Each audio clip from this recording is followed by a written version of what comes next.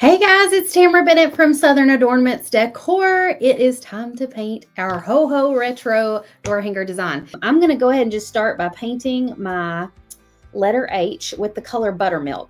I struggled to find the right color for this part. It was kind of between a yellow and a cream. And I thought if it doesn't look right, I can mix a little yellow with my cream to make it more goldy, because like this is the original image.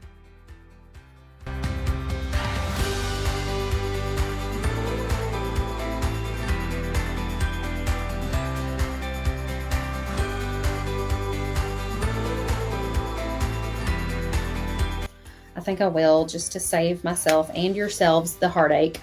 I'm going to get gray sky, and we're going to primer all the areas that are going to have red on them. Now this is going to have red, gray, and green. So I'm going to paint the whole thing gray.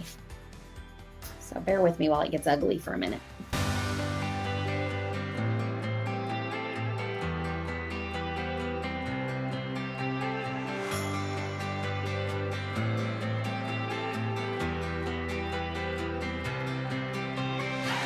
Okay, this is going to be red also, so we're going to put the gray on it as a primer. And it doesn't have to be a really solid gray coat. It can just be, you know, a light coat. So I kind of thinned my gray out so it would smooth on a little easier.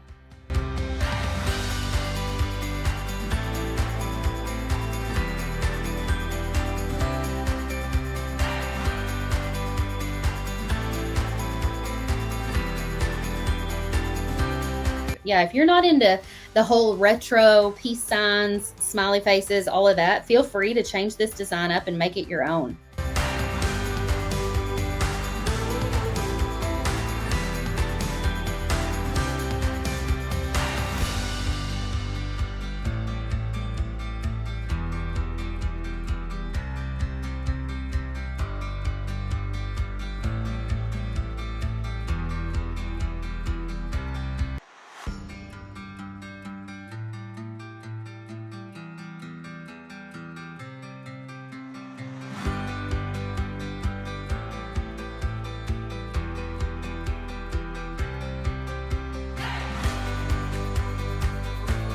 Okay, we painted the base coat on this gray, so now we're going back and putting red in the places that need red. And I'm noticing, I think there's cat hair on my door hanger. I bet one of the cats laid on this, and there's like fur baked into my paint now.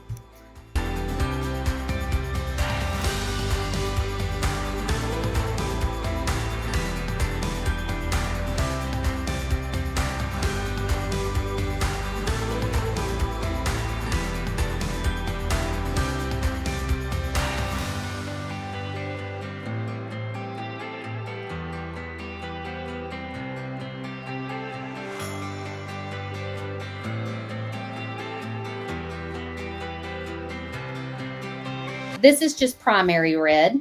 You could also use true red, but what I'm going to do now is mix a little bit of white, or hold on, I might actually mix a little bit of buttermilk, because I think that will kind of match a little better with my red to make a lighter shade. And we're going to use this color to do the little checkerboard pattern on the O at the top.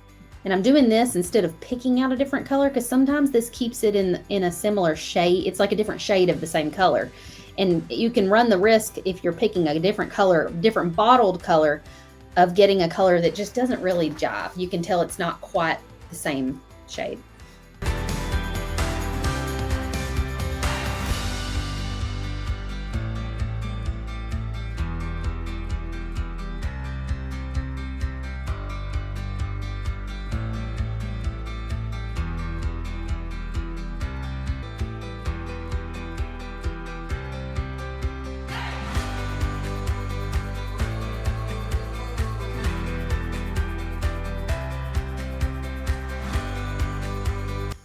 Okay, what do I need to do next with this? I don't think I need another coat on this. I already have my checks on this.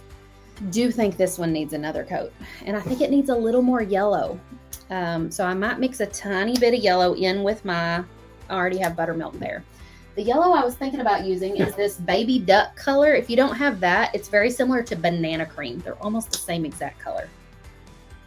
I think this color is going to be perfect. See how it's a little more yellow? It's got a tiny bit of that baby duck yellow mixed with the buttermilk.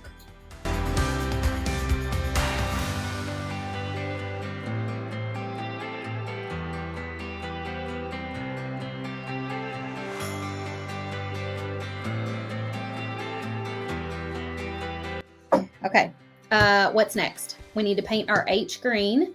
We got to paint this pink. Let's do that pink part first. I'm going to switch to a smaller brush for that though. Here's one that's a little smaller. It's about a 1/2 inch wide flat tip. And I did pick out a different color for this one. I picked out this melon color. It's more of a pinky coral.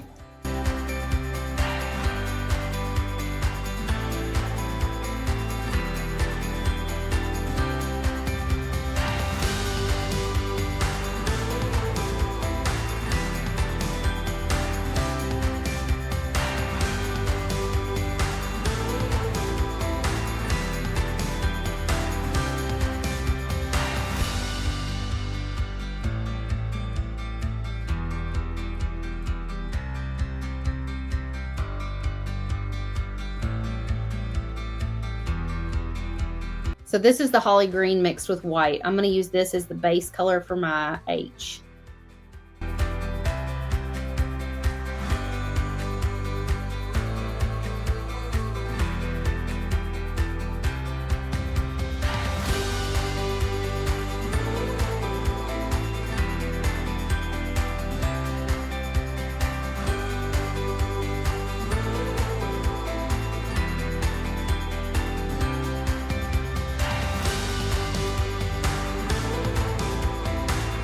Okay, there's the green. Now I'm going to go back to my holly green, which is the darker green, and that's going to be some of these other squares on our disco ball.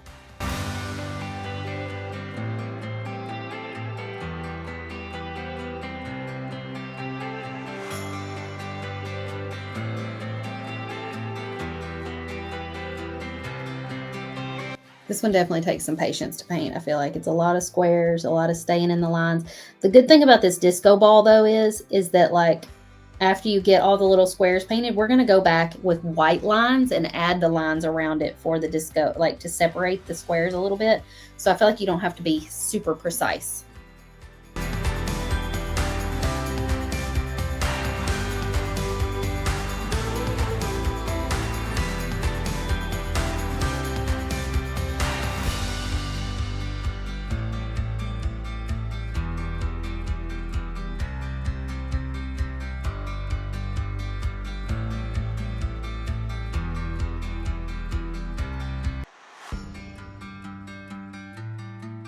Okay, so, oh, I just realized I missed a couple of green squares too. Yeah, I was wondering. There was like some up here, right? And right there. Right here.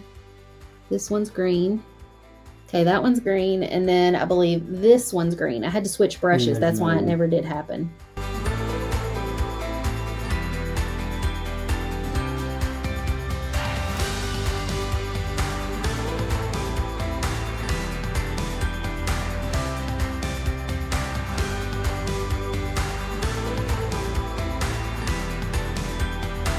I'm fixing to do leopard print inside the H, and some of these leopard prints are going to be in the shape of a Christmas tree, loosely. And I lightened my green again. So I've still got my original holly green, and then I've got my holly green that I mixed with white. I added more white. So it's going to be lighter than this one that I added white to. So let's make like a Christmas tree shape here, and this will kind of be hidden amongst our leopard print. And I'm just freehanding this. So just make little triangles to make your tree like that. We'll do another one down here, kind of going half on and half off. And then I'm going to also sprinkle in some random leopard spots that are just a little blobs.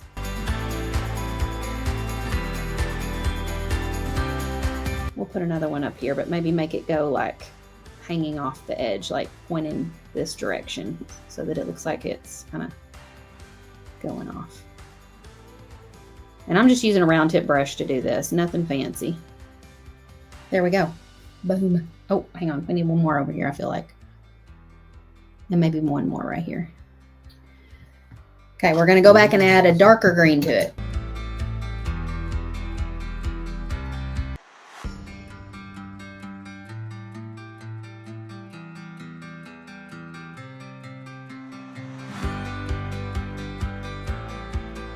There we go. Y'all couldn't really see it because of the glare, so I was tilting it so y'all could see it a little better. Okay, we got to do flowers on this one up here. So let me show you what the vision is for these. They look like that. So I have, this is my strategy. I thought to make this easy, I'm gonna use a sponge pouncer to do my flowers, and then I'll have another sponge pouncer to do the centers. So I know a lot of you guys struggle with freehanding flowers. So we're gonna do these with, they're gonna be 5 petals. 1, 2, 3. So 3 of them will kind of be in like a triangle shape, and then we'll have 4, 5. That doesn't look very good. Let's extend that back out. Let's pull them out a little bit further. So you can kind of keep building it out if you feel like it's not really making a petal or a flower shape. Because like I almost got those too close together.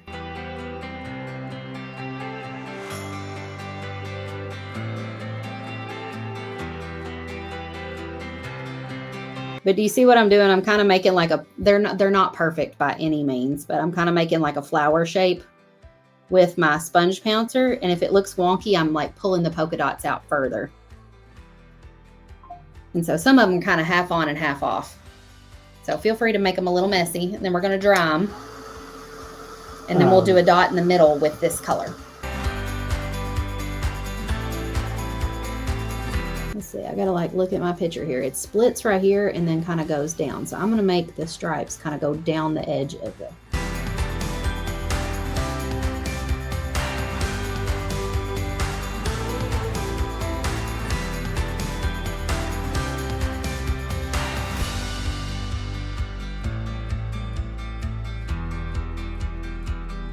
okay, and then this needs to be painted black, and this is gold. We need to add our white outlines here. We're getting close to the finish line. This is definitely a marathon one of a project that's like a lot of detail, so it takes longer to paint, but it's rewarding.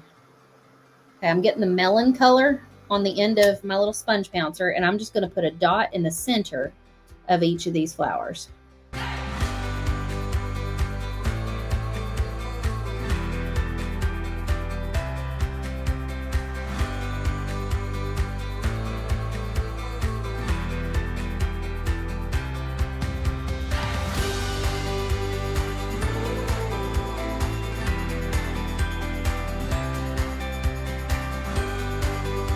I need to put another coat on this green here where I missed a spot, and then I think I can add my finishing touches.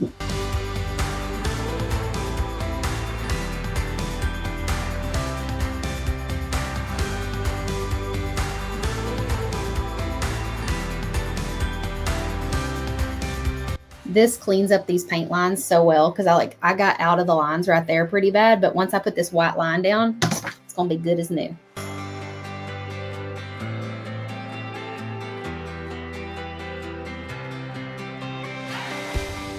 Okay, my disco ball is looking close to done. Where's my phone? I need a picture of the sample so I get the colors right. Okay, it doesn't have white around the edges. I think everything now just has like a little bit of a black paint pen outline to kind of tie it up. So I'm gonna do one more coat on my white stripes on my disco ball here. Make sure everything's dry so I'm not running my hand through it. And then I'll go back with a fine tip paint pen and add lines to kind of tie everything up.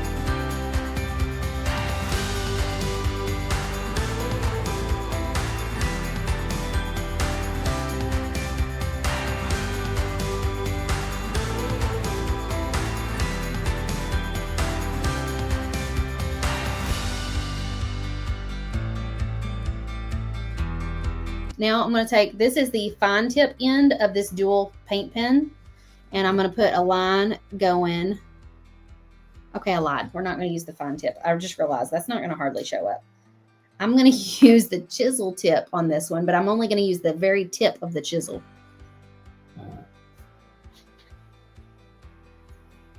And that's still probably a little thicker than I would have picked, but if you're doing this and you're like, oh, that turned out horrible, get your baby wipe out while the Posca pen line is still wet and wipe it off.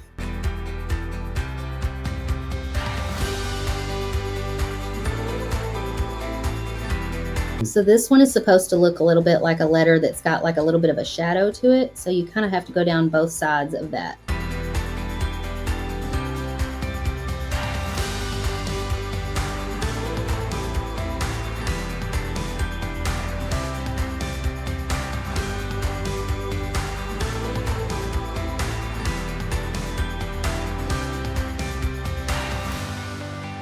Okay, that's definitely not a very good outline job, but I think overall it's going to be okay.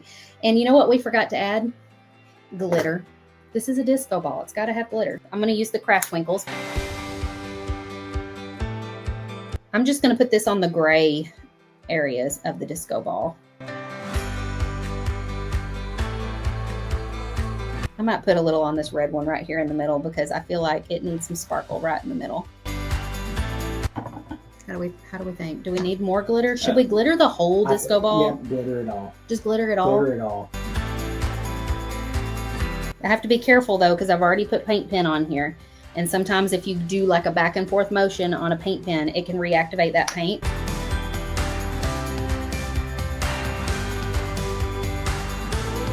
All right, y'all, I'm going to wrap this up so we can go unpack the palettes and see what we have left. Have a great day. Don't forget to share the video. I appreciate y'all.